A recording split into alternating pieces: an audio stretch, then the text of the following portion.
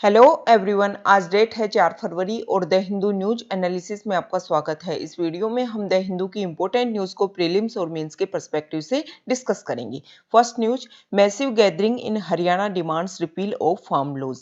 देखो, जो farms unions जो प्रोटेस्ट कर रही हैं बहुत समय से, उन्हीं के संदर्भ में बहुत सारे लोग कल बुधवार को हरियाणा के एक विलेज है कंदेला विलेज, वहां पर इकट्ठे हुए और एक महापंचायत ऑर्गेनाइज की गई, जिसमें जो फार्म यूनियंस लीडर्स हैं राकेश टिकैत, उसके नेतृत्व में बहुत सारे लोग वहां पर इकट्ठे हुए और उन्होंने समर्थन दिया है इन यूनियन लीडर्स को कि हम आपके साथ में हैं, आप जो भी मांग करेंगे हम उसमें आपका साथ देंगे। तो ये जो महापंचायत हुई वहां पर 5 की पॉइंट डिस्कस किए गए और ये बोला गया कि अब ये जो प्रोटेस्ट होगा वो इन 5 की पॉइंट्स के लिए होगा। पहले प्रोटेस्ट हो रहा था कि आप 3 फार्म लॉज को तो रिपील करो और जो मिनिमम सपोर्ट प्राइस है उसको एज ए लॉ इंप्लीमेंट करो। अब 5 पॉइंट रिजोल्यूशन लिया गया है जिसमें डिस्कस किया गया है कि ये जो कंटेनियस जो लॉज हैं इनको रिपील करवाया जाएगा और मिनिमम सपोर्ट प्राइस को एज ए लीगल गारंटी अब गवर्नमेंट जो है वो इंप्लीमेंट करे और स्वामीनाथन कमीशन की जो रिपोर्ट है उनको इम्प्लीमेंट करवाएंगे। और इसके अलावा जो रिपब्लिक डे वायलेंस हुआ था और उस दिन जिन लोगों को गिरफ्तार किया गया था उन लोगों को छोड़ा जाए और लोन वेवर मतलब किसानों के ऊपर जो लोन चल रहा है उसको भी माफ किया जाए। तो ये 5 पॉइंट रिजोल्यूशन लिया गया है कल इस महापंचायत में। अब इस महापंचायत में देखो 5 पॉइंट रिजोल्यूशन लिया गया है ना, तो इसमें स्वामीनाथन कमीशन रिपोर्ट की बात की गई है। तो हमारे लिए इंपॉर्टेंट हो जाता है कि ये स्वामीनाथन कमीशन कब बना था, इसने क्या क्या रिकमेंडेशन दी थी। देखो, जब भी किसानों के किसी प्रोटेस्ट की बात आती है तो स्वामीनाथन कमीशन ने जो रिपोर्ट दी थी उसकी बात की जाती है। इसीलिए इस कमीशन को राष्ट्रीय किसान आयोग के नाम से भी जाना जाता है। 2004 में स्वामीनाथन एस स्वामीनाथन के लीडरशिप में एक कमेटी बनाई गई थी और 2006 में इस स्वामीनाथन कमेटी ने अपनी रिपोर्ट दे दी थी। फार्मर्स से रिलेटेड और जो फार्म लैंडिंग है उन सब में रिलेटेड जो भी सुधार होने हैं उन सब से रिलेटेड इन्होंने अपनी बात रखी थी एस स्वामीनाथन ने। देखो, जो एस स्वामीनाथन है वो हरित क्रांति के ग्रीन रिवॉल्यूशन के उनको जनक माना जाता है और इसीलिए उनको अपॉइंट किया गया था। किसानों के बारे में उनसे अच्छा कोई भी राय नहीं दे सकता। किसान जो स्वामीनाथन कमीशन है उसने जो अपनी सबसे फर्स्ट जो रिकमेंडेशन दी थी वो ये था कि जो एग्रीकल्चर है उसको आप स्टेट लिस्ट से निकाल करके कंकरेंट लिस्ट में डाल दो ताकि सेंटर और स्टेट दोनों ही इनके ऊपर अच्छे रूल बना सकें। किसके ऊपर? कृषि के ऊपर। ठीक है, और दोनों के बीच में जो कोऑर्डिनेशन है सेंटर और स्टेट के बीच में वो अच्छे से बनाया जा सके। दूसरा, इस कमेटी ने रिपोर्ट में अपनी में ये कहा था कि आप सीड और जो भी क्रॉप होती है उसकी कीमत को लेकर के उसकी क्या प्राइस होनी चाहिए उसकी को लेकर भी सुझाव दिया था कि जो सीड की जो कीमत है प्राइस है वो कम होनी चाहिए। गवर्नमेंट को अच्छे बेस्ट क्वालिटी के सीड कम प्राइस के ऊपर उपलब्ध करवाने चाहिए और जो क्रॉप आता है प्रोडक्शन आता है उसकी जो प्राइस है वो 50% तक ज़्यादा मिल सके। किसानों को इस तरीके की व्यवस्था की जानी चाहिए। नेक्स्ट, उन्होंने रिकमेंडेशन दी थी स्वामीनाथन कमीशन ने कि देखो, जो फार्मर्स हैं वो अच्छी उपज अच्छा प्रोडक्शन तभी कर पाएंगे जब उनके पास में एक बहुत अच्छी नॉलेज होगी। इसीलिए गांव-गांव में जो नॉलेज सेंटर है वो डेवलप किए जाए या ज्ञान चौपाल की स्थापना की जाए और इसके अलावा जो विमेन फार्मर्स है उनके लिए भी किसान क्रेडिट कार्ड की व्यवस्था की जाए। इसके अलावा उन्होंने बोला कि भूमि सुधार पर भी स्वामीनाथन कमीशन ने बहुत ज़्यादा जोर दिया था। उन्होंने ये बोला था कि जो भी बेकार ज़मीन है, जो भी अतिरिक्त ज़मीन है, उनको भूमिहीनों में बांट दिया जाए और उनका किसी और काम में गैर कृषि कार्यों के लिए उस ज़मीन का यूज किया जाए। ठीक है, इसके अलावा उन्होंने बोला था कि national land use advisory service का भी गठन करने को बोला था। इसके अलावा स्वामीनाथन कमीशन ने जो मतलब डिजास्टर फंड उसका भी निर्माण करवाओ ताकि जब भी कोई नेचुरल डिजास्टर आए तो उस समय किसानों को इनसे इस फंड से क्या मिल सके, इस फंड से वो अपनी जो भी प्रॉब्लम हुई है उन सबको कम किया जा सके।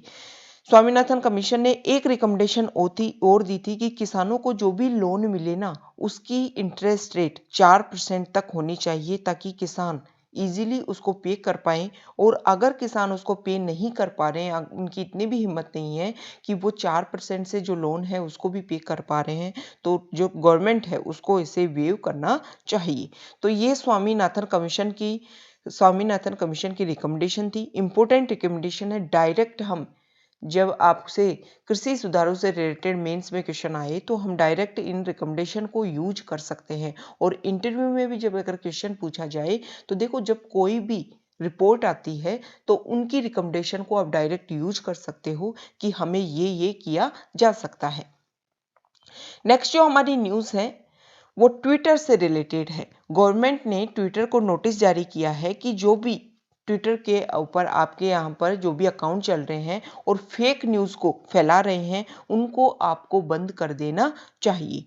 तो ये 26 जनवरी को जो एक तरीके से प्रोटेस्ट हुआ था और उसके बाद में जो न्यूज़ फैलाई जा रही थी, तो उसके लिए ट्विटर को ये ऑर्डर दिया गया था, ट्विटर को नोटिस दिया गया था। शुरुआत में ट्विटर ने 250 से ज़्यादा अकाउंट्स को ब्लॉक कर दिया था, लेकिन अब ट्विटर ने दोबारा रीस्टोर कर दिया है उन सारे अकाउंट्स को। ट्विटर यूएस बेस्ड एक कंपनी है, माइक्रो ब्लॉगिंग के रूप में इस कंपनी को जाना जाता है और 2006 में इसकी स्टार्ट हुई थी। इसका जो हेडक्वार्टर है वो कैलिफोर्निया में है। नेक्स्ट जो न्यूज़ है वो अमेजन कंपनी से लेकर के है। अमेजन के सीईओ हैं जेफ बेजोस। 3 दशक पहले लगभग 1994 में ये जो अमेजन कंपनी है इसको स्टार्ट किया गया था as a online book seller company के रूप में।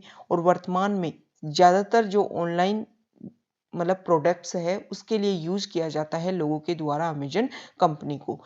तो इस साल के 2021 का जो थर्ड क्वार्टर होएगा उसमें जो जेफ बेजोस हैं वो अपनी पोस्ट से स्टेप डाउन कर जाएंगे और एंडी जेसी उनके नए सक्सेसर होंगे। नेक्स्ट जो हमारी न्यूज़ है वो यहाँ देखिए, इंडियन मेडिकल एसोसिएशन ने ये जारी किए हैं कि कोविड-19 के दौरान कितने डॉक्टर्स की डेथ हो गई थी। तो 89 डॉक्टर्स हैं उनकी तमिलनाडु में, स्पेशली तमिलनाडु जो स्टेट है उसमें 89 डॉक्टर्स की डेथ हो गई थी। और अगर पूरे इंडिया की बात करें तो 734 डॉक्टर्स कोविड-19 की वजह से उनकी अपनी जान खो चुके हैं। नेक्स्ट जो हमारी न्यूज़ है वो एडिटोरियल पेज से है। देखो, एडिटोरियल पेज पर एक डाटा आए हैं। इस डाटा में ये बोला गया है कि जो हमारा इकोनॉमिक सर्वे आया है 2020-2021 उसमें रिकमेंडेशन की जा चुकी है कि गवर्नमेंट को हेल्थ केयर सेक्टर पर ज़्यादा खर्चा किया जाना चाहिए ताकि जो लोगों का आउट ऑफ पॉकेट एक्सपेंडिचर है वो कम हो सके। देखो, इंडिया में आउट ऑफ पॉकेट एक्सपेंडिचर जो है वो वर्ल्ड में सबसे ज़्यादा है। यहाँ पर कंपेयर्ड किया गया है फाइनेंशियल ईयर 21 का जो रिवाइज्ड एस्टिमेट्स आता है। रिवाइज्ड एस्टिमेट क्या होता है कि बजट में गवर्नमेंट ये बोल देती है कि हम इतना खर्चा करेंगे, लेकिन जब पूरे साल खर्चा होने के बाद में दोबारा एस्टिमेट लगाया जाता है तो कम ज़्यादा जितना भी होता है वो सब डिक्लेयर किया जाता है। तो इसमें बोला गया है कि 2021-22 का जो यूनियन बजट है उसमें हेल्थ केयर सेक्टर के ऊपर कमी की गई है अगर रिवाइज एस्टिमेट से कंपैरिजन करें तो। इंडिया में 66% जो स्पेंडिंग होती है हेल्थ केयर सेक्टर में वो स्टेट्स के द्वारा की जाती है। देखो, यहाँ पर ये बोला गया है कि जिन स्टेट्स में ज़्यादा खर्चा किया गया है हेल्थ केयर सेक्टर में, उन स्टेट्स में लोगों का जो आउट ऑफ पॉकेट एक्सपेंडिचर है OPE है वो लोगों का बहुत ही ज़्यादा कम है। इसके अलावा ये भी बताया गया है कि हेल्थ केयर सेक्टर में रेगुलर प्राइवेट सेक्टर का जो इम्प्लीमेंटेशन है, जो पावर है, वो ज़्यादा बढ़ती जा रही है। अब यहाँ पर कुछ डाटा दे रखे हैं। यहाँ पर बता रखा है कि जिन देशों ने अपने हेल्थ केयर सेक्टर पर ज़्यादा खर्चा किया उन लोगों का जो आउट ऑफ पॉकेट एक्सपेंडिचर है वो बहुत ही ज़्यादा कम है। यहाँ पर गवर्नमेंट के द्वारा खर्च किया गया है और यहाँ पर लोगों के द्वारा जो खर्च किया जाता है उसको दिखाया गया है। तो देखो, इंडिया में लोगों के द्वारा काफ़ी खर्च किया जाता है क्योंकि इंडिया में जो हेल्थ केयर सेक्टर है उसके ऊपर गवर्नमेंट के द्वारा कम खर्चा किया जाता है।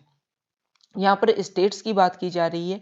जिन स्टेट्स में गवर्नमेंट ज़्यादा खर्चा करती है वहाँ पर लोगों का खर्चा कम होता है। मिजोरम जैसे स्टेट्स हैं जहाँ पर गवर्नमेंट का खर्चा ज़्यादा है तो लोगों का खर्चा बहुत ही कम है। यहाँ पर प्राइवेट डोमिनेंस की बात की जा रही है कि रूरल और अर्बन एरिया के डाटा दे रखे हैं 2004, 2014 और 2017-18 कंपैरिजन किया गया है कि प्राइवेट सेक्टर का जो इम्प्लीमेंटेशन है, प्राइवेट सेक्टर की जो पावर है वो बढ़ती ही जा रही है रूरल एरिया में भी और अर्बन एरिया में भी। यहाँ पर बर्डन दिखाया गया है, डिजीज दी गई है और उनमें कितना खर्चा आता है प्राइवेट और पब्लिक सेक्टर में उसको दिखाया गया है। तो ये जो गहरा लाल रंग का है वो पब्लिक सेक्टर में जो खर्चा आता है उसको दिखाया गया है और प्राइवेट सेक्टर में जो हल्का रेड कलर है उसको दिखाया गया है। तो देखो कोई भी जो डिजीज हो उसको आपको अगर क्योर करवाना है, उसका इलाज करवाना है, ट्रीटमेंट करवाना है तो अगर आप प्राइवेट सेक्टर में जाते हो तो आपका पैसा ज़्यादा खर्च होने वाला है। नेक्स्ट जो हमारी न्यूज़ है यहाँ देखिए, देखो फार्म लॉस को लेकर के है, जो हमारा बजट सेशन चल रहा है पार्लियामेंट में उसमें अलग अलग लोग अलग अलग बोल रहे हैं। तो देखो जो गुलाम नबी आज़ाद हैं उन्होंने ये बोला है कि फार्म लॉस को लेकर के गवर्नमेंट को इसको अपना प्रेस्टीज इशू नहीं बनाना चाहिए। जो भी प्रॉब्लम्स हैं उनको मिल बैठकर साझा करके सोल्व करने की कोशिश की जानी चाहिए क्योंकि जो फार्मर्स है वो बहुत समय से यहाँ पर प्रोटेस्ट कर रहे हैं। तो गवर्नमेंट को इसलिए इस चीज़ को सोल्व करने की कोशिश नहीं करनी चाहिए कि ये तो अब प्रेस्टीज की बात हो गई है, अगर इन रूल्स को वापस लिया जाएगा तो हमारे लिए प्रॉब्लम क्रिएट होगी। यहाँ पर न्यूज़ है, नेक्स्ट न्यूज़ भी फार्मर्स प्रोटेस्ट को लेकर के भी है। जो भी फार्मर्स प्रोटेस्ट साइट है वहां पर इंटरनेट को काफी दिनों से बैन किया हुआ है और अभी भी दिल्ली के जो बॉर्डर्स वाले एरिया हैं वहां पर इंटरनेट को दोबारा से स्टार्ट नहीं किया गया है, ऐसे प्रोटेस्टर्स बोल रहे हैं। नेक्स्ट जो हमारी न्यूज़ है, देखो दिल्ली जो पुलिस है उन्होंने शशि थरूर, इसके अलावा बहुत सारे जो सीनियर जर्नलिस्ट हैं जैसे राजदीप सरदेसाई, मृणाल पांडे, इनके खिलाफ में एफआईआर दर्ज करवाई थी और इन्हीं को लेकर के ये लोग सुप्रीम कोर्ट जा चुके हैं। प्रॉब्लम क्या थी, 26 जनवरी को जब फार्मर प्रोटेस्ट कर रहे थे ट्रैक्टर रैली के थ्रू, तो इन लोगों ने बहुत सारे ट्वीट किए थे, सोशल मीडिया पे पोस्ट डाले थे कि जो पुलिस है वो परेशान कर रही है फार्मर्स को, उसकी वजह से फेक इंफॉर्मेशन फैली थी और लोगों में जो दिल्ली पुलिस है उन्होंने ये आरोप लगाए थे कि हो सकता है जो भी प्रॉब्लम्स हो रही थी वो और ज़्यादा इंक्रीज हो सकती थी क्योंकि जो सिंपैथी की लहर आप लोगों ने गेन की है, सही न्यूज़ ना दे करके आपने जो गलत इन्फॉर्मेशन दी है उसी के आधार पर उन पर एफआईआर की गई थी। अब ये सारे लोग सुप्रीम कोर्ट की शरण में जा चुके हैं। नेक्स्ट जो हमारी न्यूज़ है यहाँ देखिए, देखो जो फर्स्ट न्यूज है वो श्रीलंका ने ईसीटी मूव यूनिलेटरल इसके ऊपर अपना मूव बैक कर दिया है। 2019 में ये इंडिया, जापान और श्रीलंका के बीच में एक एग्रीमेंट हुआ था कि ईस्ट कोस्ट टर्मिनल को इंडिया और जापान मिलकर के ऑपरेट करेंगे और तीनों ही देश इसका यूज कर पाएंगे। अब वहाँ के जो प्राइम मिनिस्टर हैं उन्होंने अपनी जो कैबिनेट की मीटिंग ली उसमें इसके ऊपर मतलब जो वहाँ के प्राइम मिनिस्टर महिंद्रा राजपक्षे हैं उन्होंने इसको वापस ले लिया है।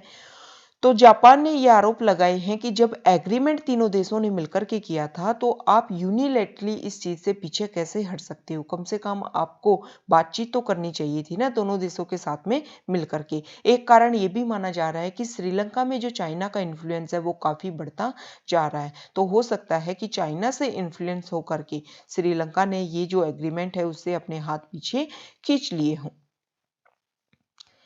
नेक्स्ट जो हमारी न्यूज है, सीबीआई के जो इंतरिम जो चीफ हैं उनको प्रवीण सिन्हा को बना दिया गया है। यहां देखिए नेक्स्ट जो न्यूज है वो फॉरेन पेज से लेकर के है। फॉरेन पेज पर जो फर्स्ट न्यूज है वो म्यांमार से रिलेटेड है। म्यांमार में तख्ता पलट हो गया है, डेमोक्रेसी को हटा करके वहाँ की जो मिलिट्री है उन्होंने पावर ले ली है। अब वहाँ पर जो एनएलडी जो पार्टी है उनकी हेड है आंग सान सू की, उनको रिमांड के लिए लिया गया है 2 वीक्स के लिए। उनकी जब जांच की गई तो मिलिट्री ने ये आरोप लगाए हैं कि उनके यहाँ पर इंपोर्ट एक्सपोर्ट के आधार पर मतलब विदेशी कुछ वॉकी टॉकी मिले हैं, फोन मिले हैं जिनका यूज आंग सान सू की करती थी पर्सनल यूज के लिए। इसके अलावा जो वहाँ के प्रेसिडेंट हैं उनके ऊपर भी आरोप लगे हैं कि उन्होंने डिजास्टर मैनेजमेंट जो लॉ है उसको ब्रीच किया है। कैसे ब्रीच किया है? कोविड-19 के दौरान जब अच्छे से इम्प्लीमेंट कर रहा था हर चीज को, तो उसको इम्प्लीमेंट करने में सक्षम नहीं हो पाए थे वहाँ के प्रेसिडेंट। इन आधार पर इन लोगों को अरेस्ट किया गया है, डिटेन किया गया है। प्रॉब्लम क्या है? प्रॉब्लम ये है कि वहां पर म्यांमार में देखो ये है कि वहां की जो गवर्नमेंट है वो ऐसे माना जाता है कि जैसे एक गाड़ी हो और उसके दो ड्राइवर हो। वहां की जो गवर्नमेंट है वो मिलिट्री के थ्रू भी चलाई जाती है और डेमोक्रेसी जो पार्ट है किसी देश को चलाने का उसके थ्रू भी उसको चलाया जाता है। नेक्स्ट जो हमारी न्यूज है यहाँ पर ईरान से रिलेटेड है। देखो ईरान के साथ में मिस्टर ओबामा जब यूएस के राष्ट्रपति थे तो न्यूक्लियर डील हुई थी जिसको JCPOA एग्रीमेंट के नाम से भी जाना जाता है। न्यूक्लियर डील के नाम से जाना जाता है, P5+1 डील के नाम से भी जाना जाता है। P5 permanent member United nation security council के और +1 जर्मनी जो कंट्री है, इन्होंने मिलकर के न्यूक्लियर डील की थी ईरान के साथ में 2018 में। ओबामा के बाद में नए राष्ट्रपति आते हैं यूएसए के मिस्टर ट्रंप, वो अपने हाथ पीछे खींच लेते हैं इस JCPOA एग्रीमेंट से। अब ईरान ने बोला है कि जो पहले जो डील हुई थी उसी के ऊपर अगर वापस ये P5+1 जो कंट्री वापस आना चाहते हैं तो मैं तैयार हूं, उस डील में कोई भी चेंज नहीं किया जाएगा। नेक्स्ट जो न्यूज़ है वो पाकिस्तान से रिलेटेड है। देखो पाकिस्तान में जो वैक्सीनेशन प्रोग्राम वो स्टार्ट हो चुका है। पाकिस्तान में चाइना की जो वैक्सीन है उसका यूज यहाँ पर किया जा रहा है। सिनोफार्म जो वैक्सीन है चाइना की उसका यूज किया जा रहा है। ठीक है। देखो इसके अलावा एक इम्पोर्टेंट न्यूज़ और है। हमारे यहाँ पर जो प्रोटेस्ट चल रहा है उसको लेकर के पूरे वर्ल्ड से बहुत सारे जो एक्टिविस्ट हैं वो इसको सपोर्ट कर रहे हैं और इसी में एक सपोर्टर है जिसका नाम है ग्रेटा थनबर्ग। तो हमारे लिए ये नाम इम्पोर्टेंट हो जाता है। ग्रेटा थनबर्ग एक स्वीडिश एनवायरमेंट एक्टिविस्ट हैं और इन्होंने ये सब जब सबसे ज़्यादा न्यूज़ में आई थी जब इन्होंने वर्ल्ड लीडर्स को एक चैलेंज कर दिया था कि आप जो क्लाइमेट चेंज हो रहा है उसके ऊपर कोई भी इमीडिएट एक्शन आपको फटाफट लेना पड़ेगा। इसी को लेकर के ये ग्रेटा थनबर्ग जो है वो काफ़ी न्यूज़ में आई थी। तो ये हमारा आज का डिस्कशन था। कई इंपॉर्टेंट न्यूज़ को हमने डिस्कस किया। Okay, thank you.